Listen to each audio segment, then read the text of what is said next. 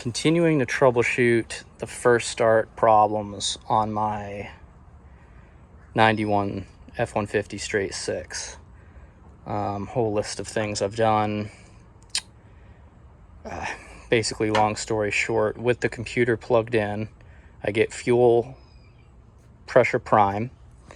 While cranking, if I unplug the fuel, when cranking with the fuel pump relay plugged in, I have it disconnected there. I put a pressure gauge on the fuel rail, holds steady pressure, about 50 psi. With it unplugged, the fuel pump relay, while cranking, I can see the pressures go down.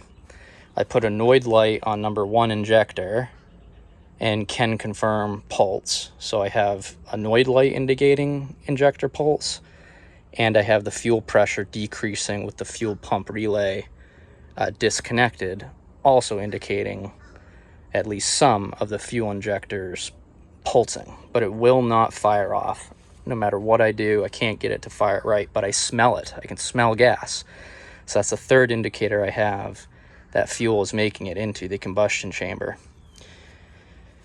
When I take the plugs out, they're wet with fuel on them. So in between trying to diagnose this, I've been squirting some oil in the cylinders to prevent a washdown situation. What else has happened? Key on with the diagnostic connector, where is it? Down there, jumpered.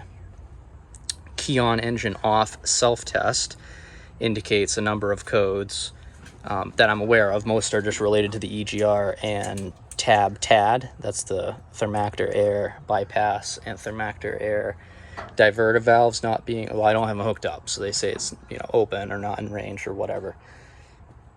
No codes that I don't know about. It also indicates that the fuel pump relay is disconnected. But so again, I knew about all that. It didn't have an engine temperature sensor, and I lost my OG one, so I bought a new one, and that's plugged in now. But I bought this endoscope, and let me show you what I'm seeing. I think I see the problem. So right now, note the orientation of the distributor and the, whatever you call that, the rotor's position. This is more or less how it sits with number 1 here. So it's between number 3 and 6-ish on the distributor. Over here, though, my timing mark is 10 degrees top dead center. And as far as I can tell, well, here, let me set up my tripod. All right, so check it out. So I have my endoscope in the spark plug hole, and we can see this valve is the exhaust and this is the intake. And I'm at 10 degrees top dead center, so I would expect to be firing right now, yet the rotor's all the way back between the 3 and 6 cylinder position, as I showed before. So let's just go through the cycle here. So if that went bang, 10 degrees, it just went up a little bit, and now it's going down. So this should be the power stroke now, right? So we got power, power, power. And there's this cylinder or the piston at the bottom. We're about to start come up now, and look, the exhaust valve has opened. So that is the exhaust stroke. All the exhaust has been exhausted. All right. Now we're going to be entering the intake stroke. There it is, intake valve opening up. Fuel air mixture sucked in. Now we're going to be entering the compression stroke. And when I put my finger over it, I get a blast of air. So we're compressing that air to fuel, and we should be getting ready to go bang here in a second. I'll take the camera out. We should be approaching that 10 degrees, and we are. So again, look at that orientation of the distributor. So let me get to the point at which we're going to be 10 degrees according to that timing mark. Right about there. Both valves are closed. So my plan, and what I think the problem is here, is that my distributor is just not timed right at all. So I'm gonna pop the distributor out, rotate the rotor so that it's more or less in the correct orientation for number 1 spark plug, and insert it back in about a 1/2 inch.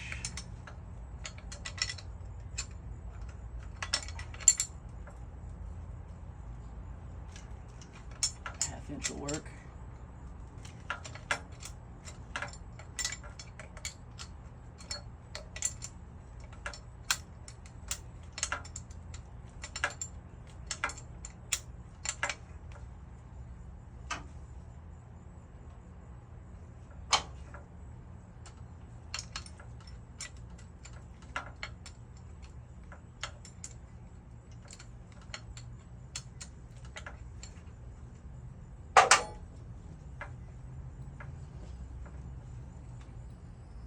Take that piece of mounting or a distributor hold down, whatever you want to call it, completely out here. I'm gonna go ahead and I'm gonna move this over here.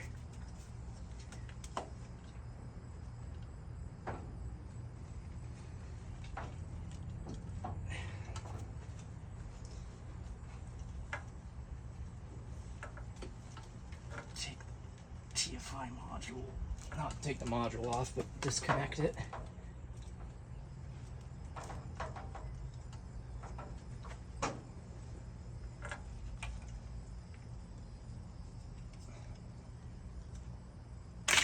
All right.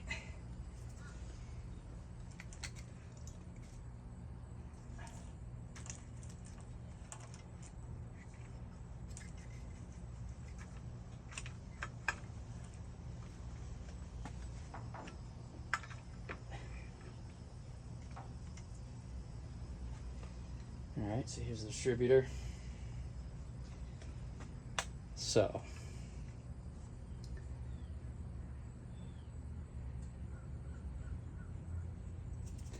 should probably not use my grimy hands to touch that gear, huh?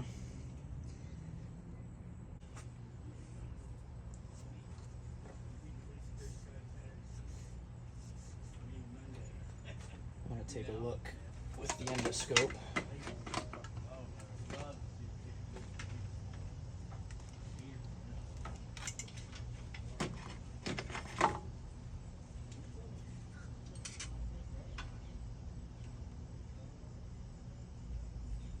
So there's the cam gear. I think that's the oil pump drive down in there. What's interesting,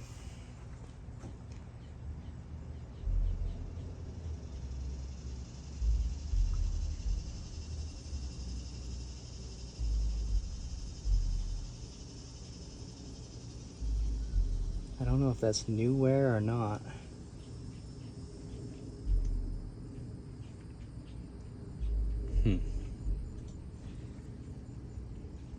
You know what I'm going to do? I'm going to get a little lithium grease, dab it in here. You know what? I'll just use motor oil.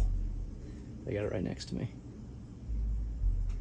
Alright, so anyway, what I was trying to, my goal here, that's where the distributor was mounting up. So kind of like that. Fine tune it. And number 1 seemed to be about there when it was getting ready to fire. And that's where I left this number 1 piston. You can see by the endoscope.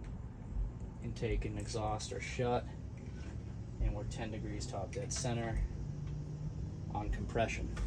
So let's see if we can't stab this back in there.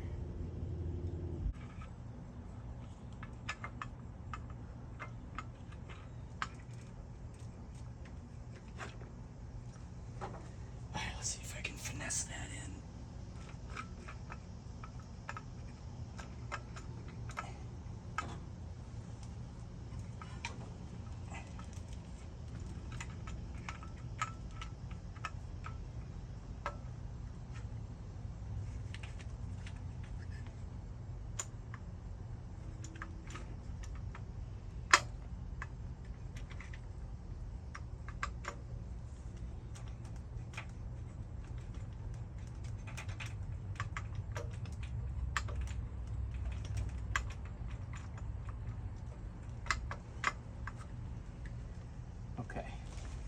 seated the scope here in a second, at least what I think's right. So let's go for a ride. Can you see the screen?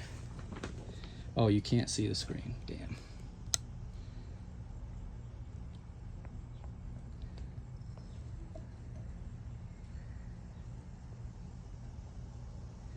All right, there you go. So this is, according to the timing mark, 10 degrees before top dead center. So we should get a little more compression and then bang. That's the power stroke going down. This is the piston going down. Piston's coming up on exhaust. The exhaust valve should be open. There it is. Exhaust valve's open. Exhausted. Now we should be entering the intake stroke, and there it is. Intake valve is opening, sucking the air to fuel mixture in. Rotor's turning around past number 2 cylinder right now. Still sucking. Okay, so now we're starting to compress. The intake valve is closed. Compress, compress, compress, compress. The distributor rotor is approaching the number 1 position. So we should be getting close to 10 degrees. I'm going to switch over. And that right there is 10 degrees. Okay, we're going to see if my fix actually did anything. But before I put the computer back in and put the fuel relay in, I'm going to turn it over without without the computer in, just to make sure that we are in fact building up oil pressure again.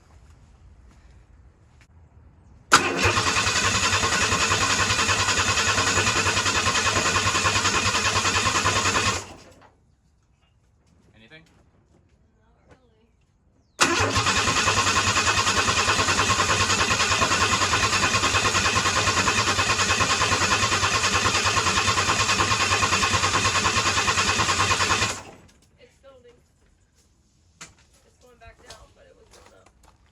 What did it make it up to? Probably 20. I'll just crank it again to make sure. Yeah,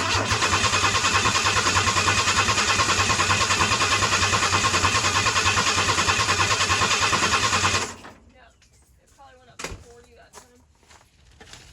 That in all of this, I've also had the spout connector. That is the connector, or the little connector that allows the computer to affect timing. So all of this testing has been done with the spout connector disabled at this point. Let's reposition this. Maybe over here would be a good view. And I'm going to also reinsert the fuel pressure, or not the fuel pressure, the fuel pump relay.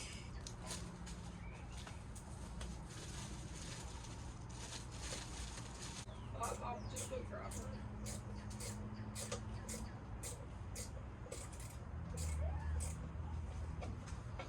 Okay, computer's reinserted. Fuel pump relay.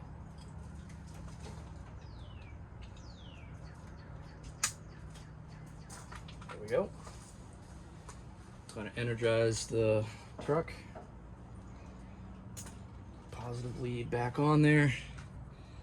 And we are ready to go. Just going to wait for Kim to get back.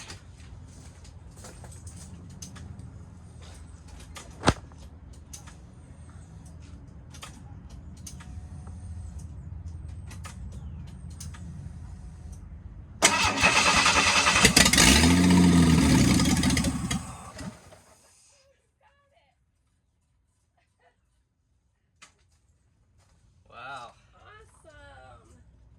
That's the first start. You did it. Yeah, Daddy did it. In a long time. Daddy did it. Since Yeah. 2018. Well, how about it? I'm gonna try it again. Let's give it another shot.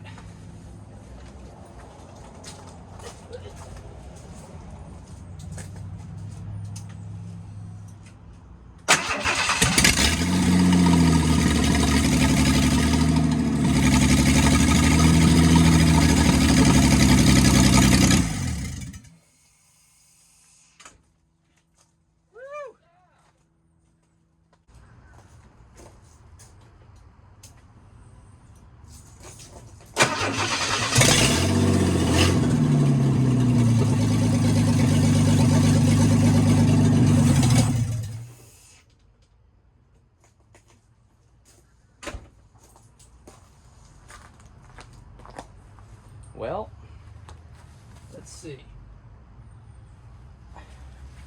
I know my transmission fluid's low, so I don't want to run it that much, and I got no coolant in here at all.